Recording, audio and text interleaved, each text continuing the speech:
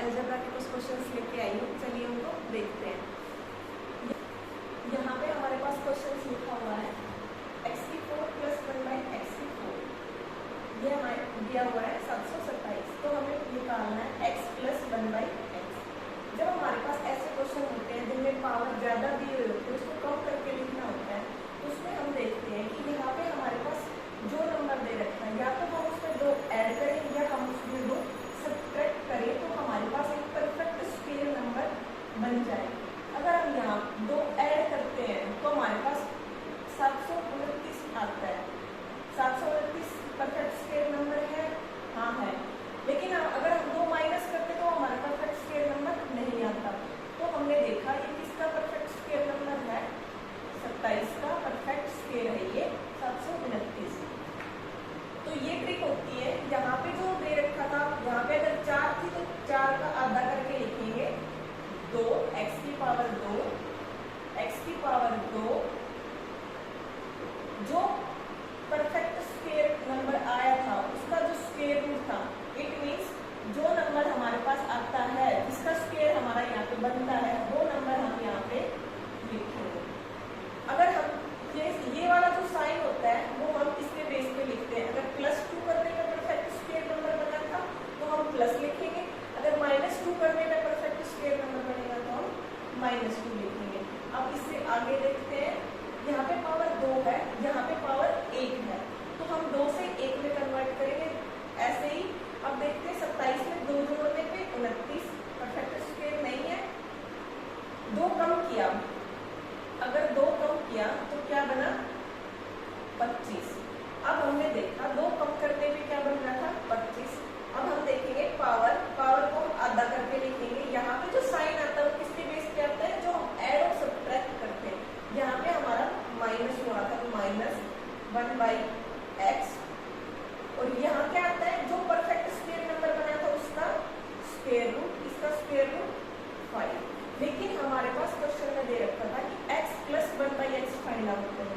जब हमारे पास x - 1/x आ जाता है तो हमारे पास एक ट्रिक होती है, अगर हमारे पास x - 1/x ऑलरेडी आया हुआ है, मान लेते हैं a, तो हमारे पास डायरेक्ट ट्रिक होती है, हम निकाल सकते हैं जो वैल्यू हमारे पास यहाँ पे है उसका स्क्वायर रूट में स्क्वायर करके लिखेंगे और 4 से माइनस कर देंगे। ये हमारा फॉर्मूला टाइप में एक ट्रिक होती है, ये हम यहाँ पे यूज करेंगे। तो x - 1/x क्या है 5, तो हम डायरेक्ट क्या लिख देंगे, x + 1/x हमारा क्या आ जाएगा 5 का स्क्वायर 25।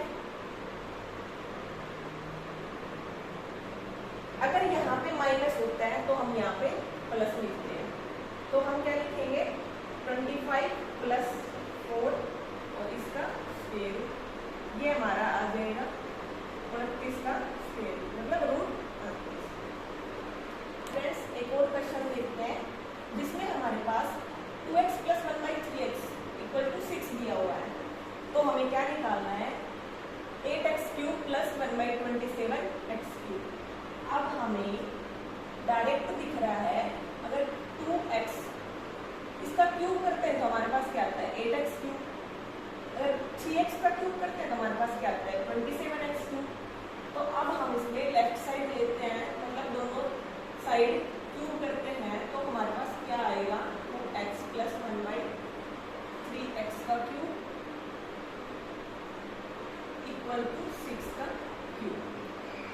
तो फ्रेंड्स, जब हमारे पास में a + b का क्यूब होता है तो हम क्या लिखते हैं, a + b का cube a³ b³ 3ab a + b। तो हम यही पैटर्न यहाँ पे अप्लाई करेंगे।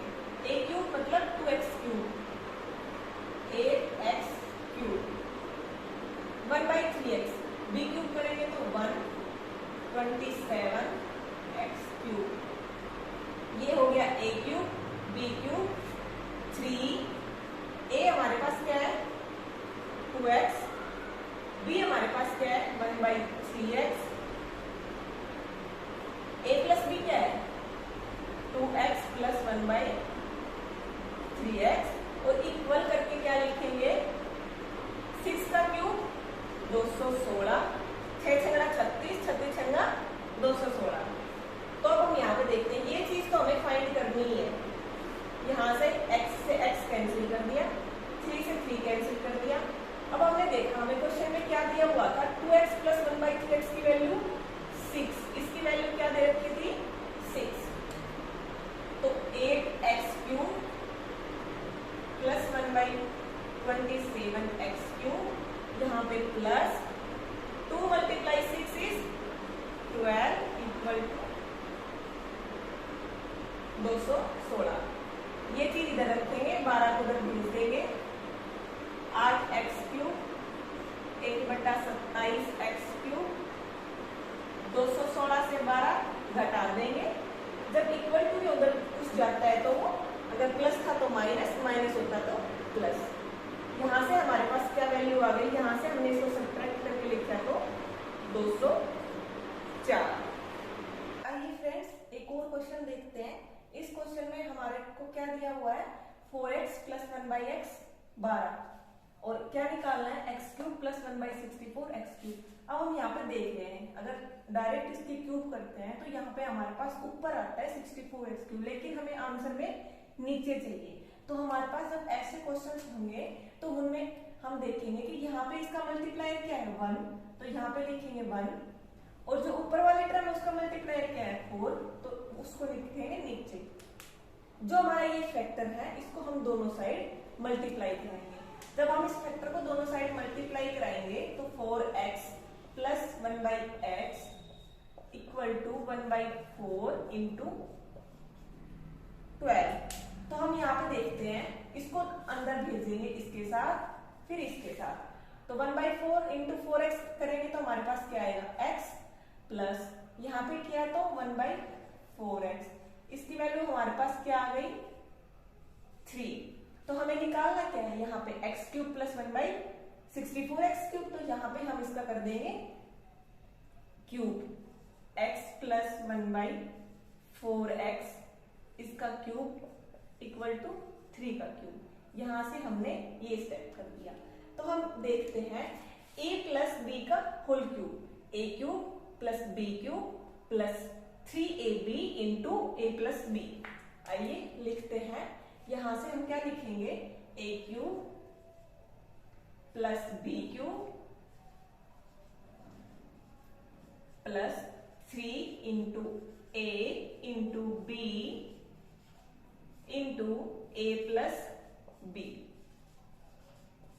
= ये तो हमने लिखा इस वाले पोर्शन को। राइट में हमारे पास क्या था 3 का क्यूब, 3 का क्यूब 27। तो हम देखते हैं यहाँ पे x से x कैंसिल हो गया, x + 1/4x हमारे पास क्या आया था, अभी हमने फाइंड आउट किया था। x + 1/4x की वैल्यू, इसकी वैल्यू हमारे पास 3। तो यहाँ पे हम सोल्व करके कैसे लिखेंगे, x³ + 1/64x³ + 3 3 जा 9, 9/4 = क्या है 27। ये वैल्यू हमें चाहिए तो इसको उधर भेज देंगे, ये उसमें से माइनस हो जाएगी। तो x³ + 1/64x³ = 27 - 9/4। अब हम क्या करेंगे, इसको सोल्व करेंगे। इसको सोल्व कैसे करेंगे, 27 - 9/4, एलसीएम लिया 4, 27 को मल्टीप्लाई किया 4 से 108, 4 एकम 4, 9 एकम 9, 108 में से 9 घटाए तो 99/4, ये हमारा आंसर हो गया। आइए फ्रेंड्स एक और क्वेश्चन देखते हैं। इस क्वेश्चन में हमारे पास दिया हुआ है x + y + z 0। जब x + y + z 0 है तो हमें फाइंड आउट क्या करना है, ये वैल्यू। जब भी दोस्तों हमारे पास ऐसे क्वेश्चन होंगे तो उसमें हमें सिर्फ इसके ऊपर ध्यान देना है। क्या ध्यान देना है इसके ऊपर, कि हम इसकी कुछ वैल्यू पुट करेंगे, मतलब जो इस x y z की कुछ वैल्यू अपनी तरफ से मान लेंगे जो इस इक्वेशन को सेटिस्फाई कर दे, उनको यहाँ पे पुट करके हम वैल्यू निकाल देंगे। ऐसे क्वेश्चंस में यहाँ पे कुछ भी दिया हुआ हो हमें कोई मतलब नहीं है, सिर्फ 3 वैल्यू याद कर लो। x की वैल्यू अगर हम क्या रखते हैं 2। तो y हमें क्या रखना पड़ेगा -1, z हमें क्या रखना पड़ेगा -1, तभी तो इस इक्वेशन में सेटिस्फाई होगा। अगर हम ऐसा करते हैं तो हमारे पास x, y और z की ये वैल्यू आ गई, तो ये हमने लेट की है। ऐसे क्वेश्चंस में हम लेट करके ही क्वेश्चंस को सोल्व करेंगे। इसको यहाँ पे पुट करते हैं, x का square 4 divide by y z, y और जेड को मल्टीप्लाई किया 1 plus y square is 1, z और एक्स को मल्टीप्लाई किया जेड और एक्स को मल्टीप्लाई किया तो -2, अगर जेड स्क्वायर किया तो 1, एक्स वाई, एक्स और वाई किया तो -2। अब हमने देखा यहाँ पे क्या आ गया 4, ये माइनस था तो यहाँ पे -1/2, ये माइनस था तो -1/2, हाफ और हाफ -1, तो 4 में से 1 गया तो 3, हमारा आंसर आ गया 3। आइए फ्रेंड्स एक और क्वेश्चन देखते हैं। इस क्वेश्चन में हमारे पास दिया हुआ है m + 1/m - 2 = 4। यहाँ पे कुछ घटाया हो, यहाँ पे कुछ जोड़ा गया हो, तो ऐसे क्वेश्चंस में हम कैसे सोल्व करेंगे। इस क्वेश्चन में यहाँ पे घटाया गया है, जो ये फैक्टर है वही हमें यहाँ दिख रहा है। तो ऐसे क्वेश्चंस को सोल्व करने के लिए हम क्या करेंगे, जो वैल्यू हमें यहाँ दी गई है उससे 1 कम करके हम m की वैल्यू को लेट कर लेंगे। 4 से 1 घटा दिया, मतलब 4 से 1 कम कर दिया, तो उसकी m की वैल्यू हमने क्या लेट कर ली 3। अब जो भी हमें फाइंड करने के लिए बोला गया है हम अब उसमें पुट कर देंगे। अब हमने देखा m3 लेट कर लिया, तो यहाँ पे पुट करेंगे तो 3 -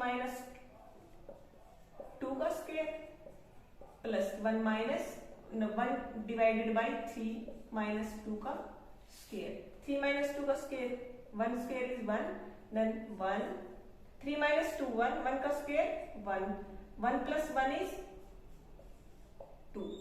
ये हमारा आंसर आ गया। आइए फ्रेंड्स एक और क्वेश्चन देखते हैं। जब हमारे पास ऐसा क्वेश्चन होगा जिसमें 2 नंबर का हम किसी तीसरे के मल्टीपल में लिखा हुआ होगा, यहाँ पे क्या लिखा हुआ है a + b का मल्टीप्लाई 2, मतलब c का ट्वाइस है a + b। तो हम ऐसे क्वेश्चंस को कैसे सोल्व करेंगे। जब हम ऐसे क्वेश्चंस को देखते हैं तो हमें a, b और c इन तीनों की वैल्यू लेट करनी होती है और उसको हम इसमें पुट कर देते हैं। तो अब हम यहाँ पे a + b + c को इक्वल मान के भी कर सकते हैं, लेकिन हम इक्वल नहीं मानेंगे। क्यों? क्योंकि हम यहाँ पे अगर a और b या इन तीनों की वैल्यू इक्वल ले रहे हैं तो यहाँ पे वो 0 बनाएगा। Something upon 0 is not defined, ये हमें क्वेश्चन में नहीं मिलेगा ऑप्शन में, तो हम ऐसे सोल्व नहीं करेंगे। जो वैल्यू a, b और c की लेंगे वो हम अलग अलग वैल्यू लेंगे। तो हम सोचेंगे a की हम क्या वैल्यू ले, हम b की क्या वैल्यू ले, जो ट्वाइस ऑफ c आएगा, दोनों का सम करें तो। अगर हम a की वैल्यू 4 लेते हैं, b की वैल्यू 2 लेते हैं, तो अब हम क्या देखते हैं कि a + b क्या आ रहा है 6, देन c को क्या ले सकते हैं 3, क्योंकि ये इस इक्वेशन में सेटिस्फाई हो गया। अब हम a b c की वैल्यू यहाँ पे पुट कर देंगे। तो a की वैल्यू पुट किया तो 4, a में से c को घटा दिया, 4 में से 3 गए 1, यहाँ पे क्या था c की वैल्यू 3, b - c, b क्या था 2 में से 3 घटा दिया, तो यहाँ पे 4, 3, 2 में से 1 गया -2 में से 3 गया -1, तो यहाँ पे हमारा आ गया 4 - 3 इज 1। थैंक यू दोस्तों, अगर आपको ये वीडियो अच्छी लगी हो तो प्लीज लाइक एंड सब्सक्राइब